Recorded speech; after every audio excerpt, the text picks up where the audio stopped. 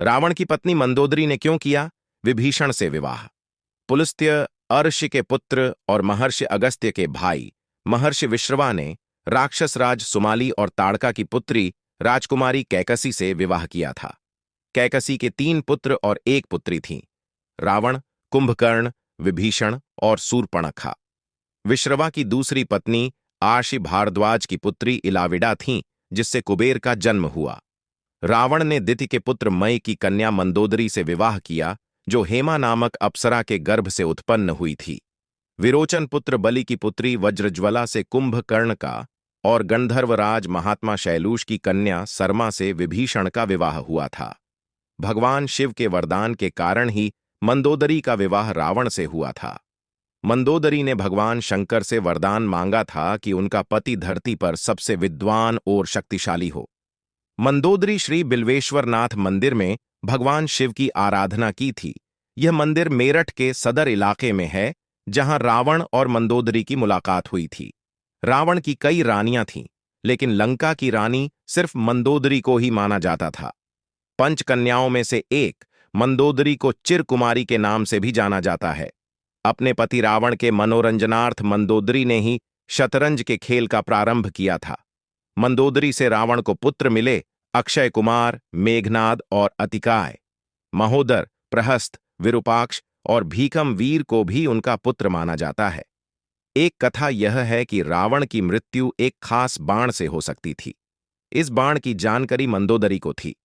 हनुमान जी ने मंदोदरी से इस बाण का पता लगाकर चुरा लिया, जिससे राम को रावण का वध करने में सफलता मिली। सिंघल द्वीप की राजकन्या और एक मातृका का भी नाम मंदोदरी था। हालांकि जनश्रुतियों के अनुसार मंदोदरी मध्य प्रदेश के मंदसौर राज्य की राजकुमारी थीं। यह भी माना जाता है कि मंदोदरी राजस्थान के जोधपुर के निकट मंडोर की थी। क्यों किया मंदोदरी ने विभीषण से विवाह?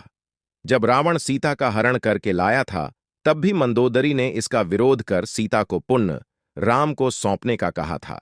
लेकिन रावण ने मंदोदरी की एक नहीं सुनी और रावण का राम के साथ भयंकर युद्ध हुआ। ऐसा माना जाता है कि राम रावण के युद्ध एकमात्र विभीषण को छोड़कर उसके पूरे कुल का नाश हो गया था। रावण की मृत्यु के पश्चात रावण के कुल के विभीषण और कुल की कुछ महिलाएं ही जिंदा बची थीं। युद्ध के पश्चात मंदोदरी भी युद्ध भूमि पर गई और वहां अपने पति पुत्रों और अन्य संबंधियों का शव देखकर अत्यंत दुखी हुई। फिर उन्होंने प्रभु श्री राम की ओर देखा, जो अलौकिक आभा से युक्त दिखाई दे रहे थे। श्री राम ने लंका के सुखद भविष्य हेतु विभीषण को राजपाट सौंप दिया। कहते हैं कि अद्भुत रामायण के अनुसार विभीषण के राज्याभिषेक के बाद प्रभु श्री राम ने बहुत ही विनम्रता से मंदोदरी के समक्ष विभीषण से विवाह करने का प्रस्ताव रखा।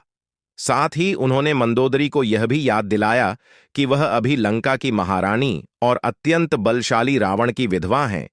कहते हैं कि उस वक्त तो उन्होंने इस प्रस्ताव पर कोई उत्तर नहीं दिया।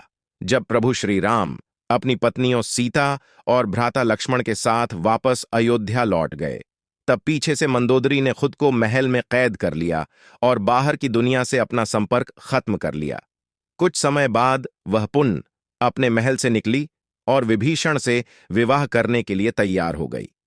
हालांकि कुछ विद्वानों का मानना है कि इस बात में कोई सच्चाई नहीं है, यह तो मात्र किंवदंतियां हैं।